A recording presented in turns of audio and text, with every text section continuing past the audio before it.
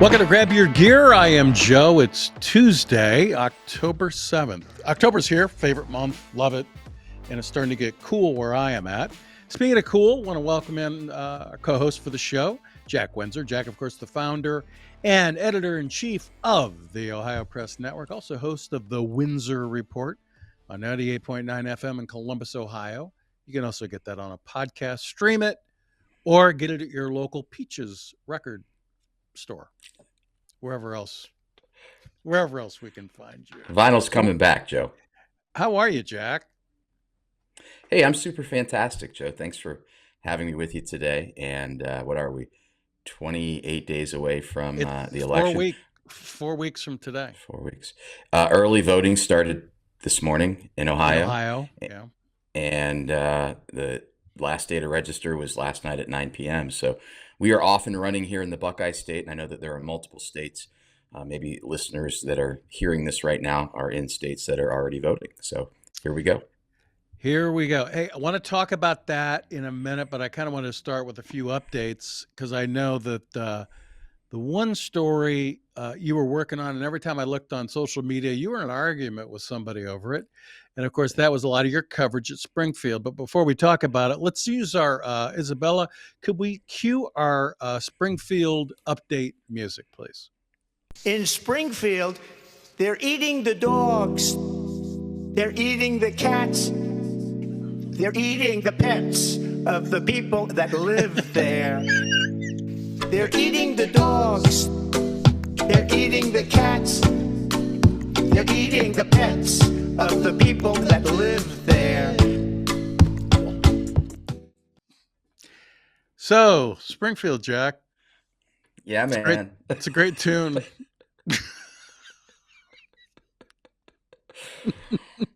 I shouldn't laugh, Joe. Oh, yeah, here we are. It's there's a point where you have to just start laughing at this stuff. And by the way, that Apprentice Isabella, who did the song? We have to give credit where credit is due. Do we know? We'll find out. Yes, we do. It was the Kitness. The kitchen or the kitten? The Kitness. Oh, okay. Yeah, Kitness. Kickneck. Kitness. The what? Say it again. Kids Nest? Yeah, that's it. Kiftnets. Kids Test? I don't know. Kid test, I got headphones on. She's over there. Can't hear a damn thing. Wow, this show got started off well, didn't it? Oh, yeah. We're killing it, Joe. Okay, so Pun intended. I guess back to Springfield. You actually got return calls, which is in itself kind of humorous. Did you called city officials, mayor, people like that? Yeah. The word on the street was they actually called you back. Did that happen? So I got one phone call back and an email back. I emailed Mayor Rob Rue and I said, hey, I've sent you multiple messages requesting an interview. What time this week works for you? So I want to share this with our listeners. Sure. Jack, thanks for reaching out. I'm not doing any new interviews right now. My goal is to dim the spotlight that has been put on Springfield. I'm sorry we didn't connect when there was a story to tell. My best to you. Well, Rob, there's still a story to tell. And in fact, we'll be talking on the Windsor Report about that today, tomorrow, and the rest of the week. And the story is that there are ongoing investigations in Springfield regarding what we've talked about, Joe, not just the dogs and the cats and the ducks and the geese, but what is reverse offshoring. It's companies that are bringing in cheap labor and they're using that cheap labor to create margins for their companies and to do other things that I think are quite unsavory in that area. So, Rob, the story's not over. And if you don't want to tell it, that's okay. We'll tell it anyway. I did reach out to the city manager, Brian Heck, and Brian didn't return my call, but he had Karen Graves, who's the strategic engagement manager for the city of Springfield. What does that mean? She has to take the calls he doesn't want to?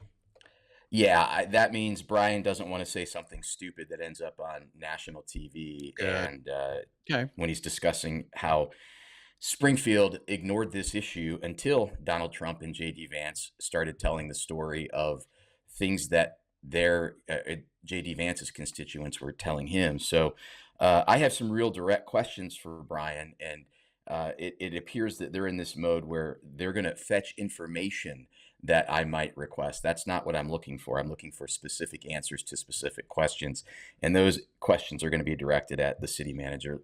For example, where did all of these people come from? For example, did you Haiti. request? Well, they came from Haiti, but how did they get here? And how Yeah. did they get here so quickly? What's that pathway? And then, the other question is, we've heard rumors that not only did he send a letter to the U.S. Senate, a couple of U.S. senators in July saying we are now at about 20,000 migrants and we need to stop. But my understanding is he also requested the Bureau in Ohio, BCI, to investigate what might have been labor trafficking. So I need to get confirmation on that. But my understanding is the Ohio Attorney General's office and the FBI are both looking into the goings on in Springfield. You know, I remember seeing a news report. The mayor and I believe the city manager went on Fox News in July on this thing. Right. So just because, we used to run into this a little bit in my prior life when you would request an interview with a subject that was involved in something that was newsworthy, and they would always try to play well, when there's a story, I'll call you back. Just because you say there's not a story there doesn't mean the story's over, and that's a tactic they use. But the thing ain't going away, I don't think, is it? No, and it shouldn't go away because Springfield is America. Springfield has 20,000 migrants that came here through temporary protected status through the CHVN parole program, which is designed to be temporary. But the question then becomes, how are you going to remove however many are employed? Is it 5, 10, 15, 20,000 migrant workers? How are you going to take those folks out of the economy? And the reality is you're not.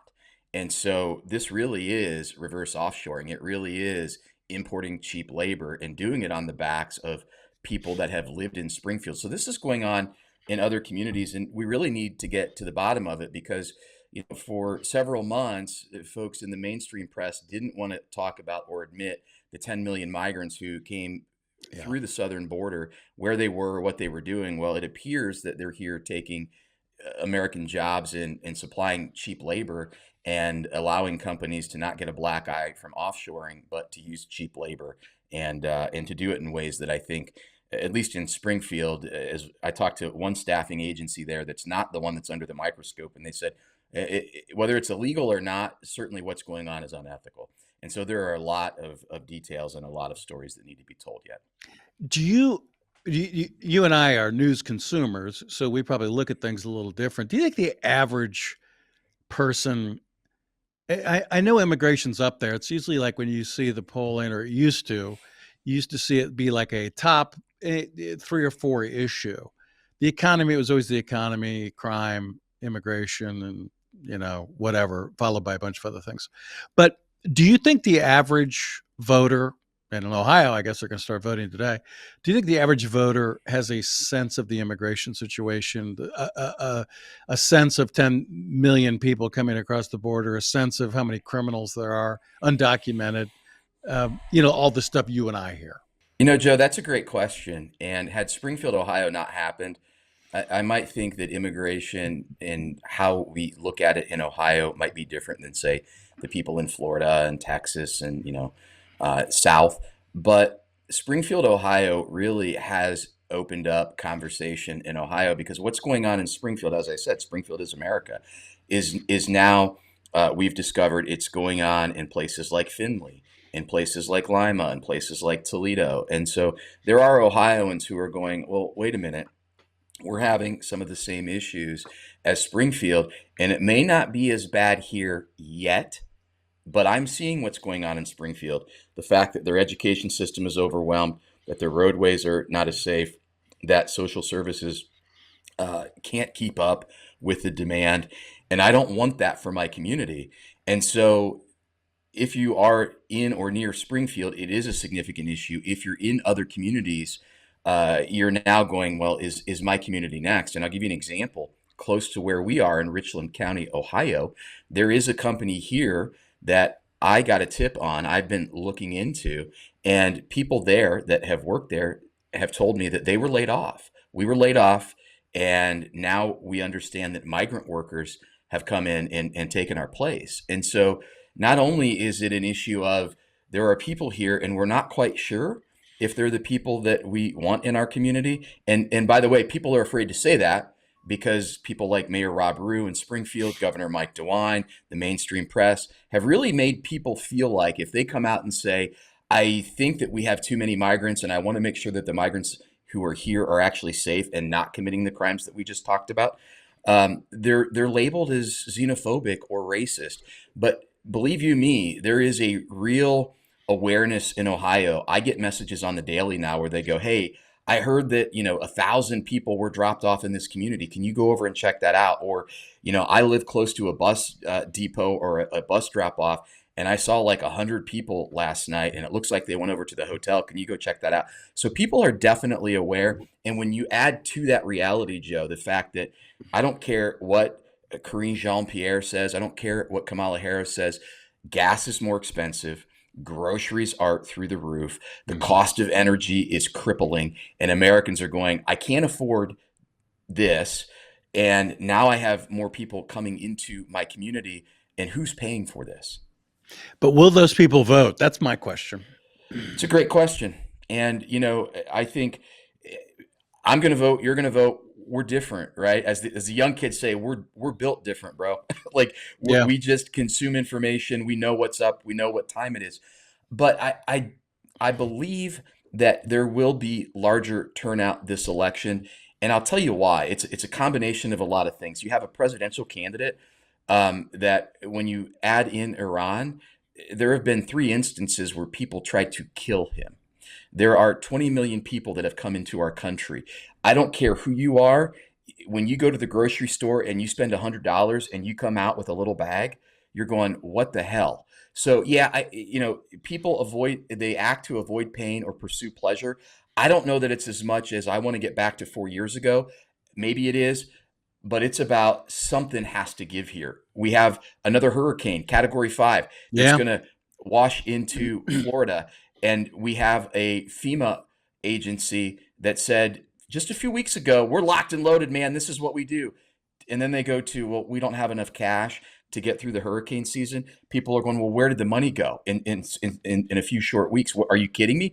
We can't take care of our own victims in America of natural disasters, but we're going to spend how many billions in Ukraine? We're giving away how much money to the people that are coming over the border. So I think there is a level of discomfort that should drive turnout this election cycle. And that's what it's going to take. This presidential election is going to come down just plain and simple to turnout. Yeah. And if people really believe there's like this America Second agenda going where they feel, that's what's going to have to drive people. Yes. Did you see the exchange between White House correspondent Peter Doocy and White House press secretary Karine Jean-Pierre? I didn't, but remind me, I might have read something about it. Was it with respect to the FEMA money? Yeah, and his question centered around you're going to send money to Lebanon with no approval from Congress. And then he said, why can't you send money to North Carolina with no approval? And he made a reference that President Biden has said in the past, your budget reflects what your priorities are. And actually they're sending more money to Lebanon. And she kind of got a little pissed at that and accused him of misinformation and, disinformation. There's a difference there. And then stormed off. And I was just wondering what you thought, because if your answer to that question is disinformation, as somebody's quoting, from the person, it just seems like that's where we are right now, right? If you don't like what the question was, you just accuse them of disinformation now. Kind of like When they Springfield. show you who you are, who they are, pay attention. Yeah. This is what we're dealing with.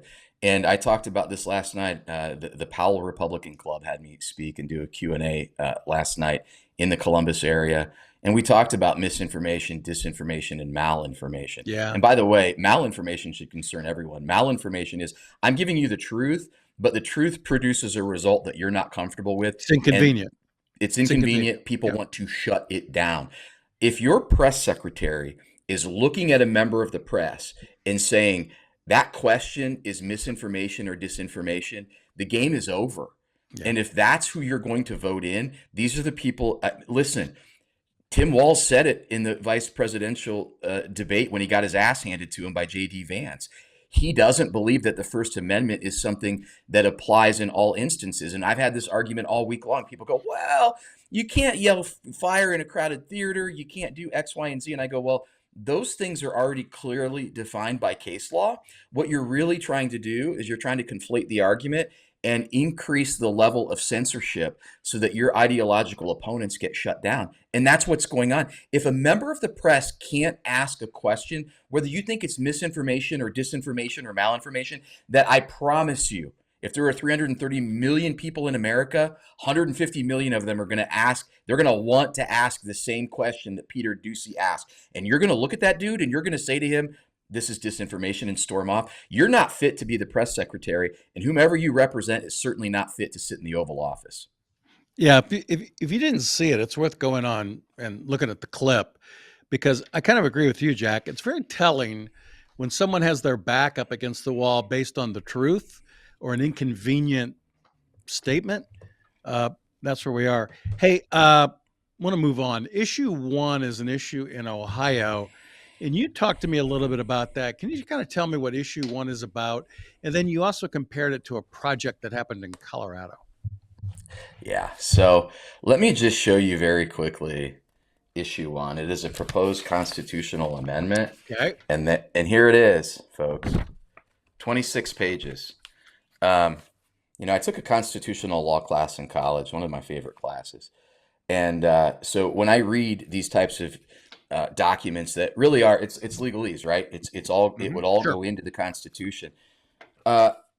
Joe, I spent an hour and a half and I got through 13 pages. I want you to think about that. It took me an hour and a half. I got through 13 pages. Now, I took copious notes. But do you think the average voter is going to read through 26 pages and understand what's on the ballot? Spoiler alert, no, they're not. They're going to buy into whichever side has the ad or the message that appeals to their heart. That's what's going to happen. And so issue 1, as it's being pitched by its proponents, is said to eliminate gerrymandering, that it would take the power out of the hands of politicians and put it into the hands of citizens. That is the biggest misnomer I've ever heard in my life. Issue 1 would do something that is so egregious to me. Well, first of all, it's undemocratic. I don't like that word because we don't live in a democracy. We live in a constitutional representative republic, but it violates a tenet of our republic. It steals the right of Ohioans to vote for people who make decisions. So right now, the people who draw our maps that determine what the districts looks like and who we send to Washington, D.C., and draw the maps to determine what the districts look like for our state representatives and state senators, those people are elected. You have the Secretary of State, you have the auditor, you have the governor, you have someone of the minority party in the House, the majority party in the House, minority party in the Senate, majority party in the Senate. A representative republic is what happens when you and I go, hey, I'm going to give you some of my power and some of my money, and you're going to go do my bidding for me. This takes the right of a voter to vote and pick who represents them on that board that draws the maps. It takes the bat out of their hands, and it replaces that with bureaucrats. So unelected people would be drawing maps, and that is scary as hell to me. And the second issue that's super, super important is that it gives this commission an open checkbook. They use tax dollars. So if you take this commission to court because they drew a map that appears to be unconstitutional or unfair, they're going to fight you. So you can't elect them. You can't unelect them. If you don't like the maps that they produce, they're going to use your tax dollars to fight against you. And there's no maximum. They can do this all day long, and they're going to use your tax dollars. And so they have an open checkbook. And by the way, you can go, well, it's probably going to be fair if citizens, this was already tried in Michigan. And in Michigan, it produced unconstitutional districts. I didn't say that. A 3-judge federal court said that because in Detroit, all of the black lawmakers, they were gerrymandered out of their seats. They lost to white progressives in the suburbs. And so they filed a lawsuit. The court said these maps were racially gerrymandered. That's the end of it. When you make proportionality the end goal of drawing a map, and not keeping things compact, not cracking, all of those things, then gerrymandering is the textbook definition of what you're doing. And then the third reason, Joe, I've got to hit this because I think this will resonate with some of the listeners. Look at the money. We always say follow the money. This is funded by unions. This is funded by a Swiss billionaire who spent millions to elect Joe Biden and to fight the nomination of Supreme Court Justice Brett Kavanaugh. And it's funded by social justice groups. One in particular, you know this group, the Tides Foundation, has Sure. given $2 million to support the passage of Issue 1. The Tides Foundation is the group, by the way, that has funded the anti-Israel protests in places like Colombia and on campuses all around America. So the Michigan law, did that get ruled unconstitutional, and is it out? Or what's the result of that? Great question. So they had to go in and essentially fix those districts. So this was passed in Michigan, and it was, by the way, it was a similar sounding group. Here it's called Citizens Not Politicians. There it was called something like Voters and Not Politicians. I mean, same. Yeah. This is the thing, Joe. It tugs at your heartstrings. You and I, and we might shade a little to the right. Other people who shade a little to the left. Everybody wants to stick it to the man. And this is what this makes you feel like. Oh, we're going to stick it to the man. It's citizens, not politicians. No, it's not. It's bureaucrats who are going to color the maps blue. And so in Michigan, they had to redo those districts that were racially gerrymandered and ruled unconstitutional, violated the 14th Amendment, equal protection under the law, equal access, violated the U.S. Constitution. So they had to redo those maps. But because the voters chose this, it's still there. And so they still have to try to make it work. In Ohio, if we don't get it right, we're in trouble. Looks like it's going to pass. At least that's what 60-40 right now. Yeah.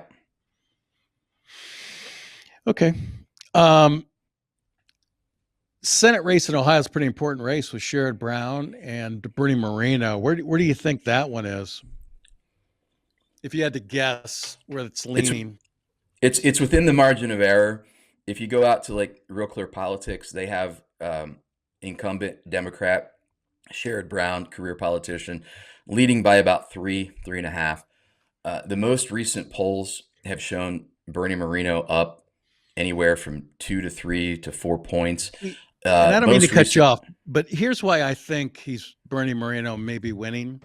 I started to see Sherrod Brown commercials where it almost frames him as a conservative. It says he is not afraid to make conservative choices or something like that. And I don't know. To me, that's usually a signal if you're going to be calling yourself, even referencing that word in a campaign commercial, that means you see something is wrong. That's just how I see it. What say you? Yeah, I think the last poll that came out that had Bernie up a few points probably scared Sherrod. Sherrod has the most durable brand in Ohio politics, even more durable than Mike DeWine, believe it or not, based on the most recent election cycles. So I think he is scared, and I think he recognizes he's never had to compete against somebody like Donald Trump at the top of the ticket. And the reason that matters is everything we just talked about. Trump said, I'm going to fix the economy. I'm going to close the border. I'm going to make America great again. That is going to turn people out. In Ohio, there are more conservative and Republican voters than there are Democrat voters. So if the turnout is high, Sherrod Brown loses. If Trump wins by 10, Sherrod Brown's out. It's going to come out to turnout. It's going to come down to turnout. Are people going to get out and vote? And by the way, the interesting part, the last poll that came out, I got to share this. Sherrod Brown is actually getting 15% of the Republican vote. Bernie Moreno's not getting. Yes, Bernie Moreno's not getting. I mean, Sherrod has the Democrats locked down. It's like 97, 98%. Bernie only has 85% of Republicans, and here's why. Because when you go to like the Mahoning Valley, places where they manufacture, they used to build, things like cars and car components and all of those things. They think that Sherrod's for the working man. No, Sherrod Brown supported the Inflation Reduction Act, which increased inflation. Sherrod Brown has consistently voted with Joe Biden and Kamala Harris, Kamalanomics, Bidenomics, all of it. And he's certainly a fan of keeping the border open. So it's going to come down to, can enough conservative Republicans get out to vote? And can Bernie Moreno really tap into that 15% and say, let me show you why Sherrod Brown isn't for the working man? So he's got 28 days to do it. I have a hard time believing 15% of the Republicans would vote for Sheriff. I mean, he's one of the most liberal members of the Senate. Well, but here we go. I'm going to throw some gasoline on the fire, Joe. Sure. 33% of Republicans voted for issue 1 last fall, which was the most radical abortion amendment in the country. And the reason that they did it is they're drinking at the poisoned well of progressive media. That's the problem. They're not getting the full truth. And so when they consume ads, when they consume information about Sherrod Brown, who points the finger at Bernie Moreno and accuses him of the things he's accused him of, I think some people get duped. And I think they see the ads of Sherrod with, the sheriff. They see him talking about being conservative, and they don't do their homework. All right, Jack, we got to wrap it up here, but I want you to give me an update on your documentary. I know it is on your website. I know it's on YouTube. It's part of the Grab Your Gear network. What episode are you on, and what do we have to look forward to? Well, we're going to drop episode 3 very shortly. The last one we dropped, we talked about the project labor agreements, which really drive up the cost of public projects by about 20%. And they become the conduit through which the progressives and the Democrats get funded by workers. And so that's an interesting dynamic. We're going to talk about the influence in Ohio. We're going to take a look at a very interesting gentleman in Michigan that really kind of goes against the grain of what you would think, somebody who's fighting for merit shops. But I think some people are going to be surprised when they really start to discover how influential the labor unions are in Ohio through the Republican Party. I'm going to probably kill the episode, but usually it just means money, right? So it comes down to money. Follow the money. Yeah, follow the money. It never gets old, does it? Jack Windsor. Jack, thanks for joining us today on Grab Your Gear. Going to be interesting. Next week is 3 weeks before the election. Of course, we are here on Tuesdays, and just 4 Tuesdays away from the presidential election. And I think as we get a little closer to it, we want to talk about some of the things you may see on the horizon, election wise, but based on if someone wins, someone loses, what you think what the country might look like in the aftermath of the election. So definitely need to start thinking about that, because it's something I think we are going to want to discuss as we get close to the election. Jack, thanks a lot. And of course, you can catch Jack's work on the Ohio Press Network, also on his radio show on 98.9 FM. The Windsor Report also catches podcast under the same name. In the meantime, for Apprentice Isabella, I am Joe. Thanks for joining us today, this Tuesday in October. The colors are going to start coming out. Enjoy it. It's my favorite month. I hope it is yours. We'll see you next week back here on Grab Your Gear.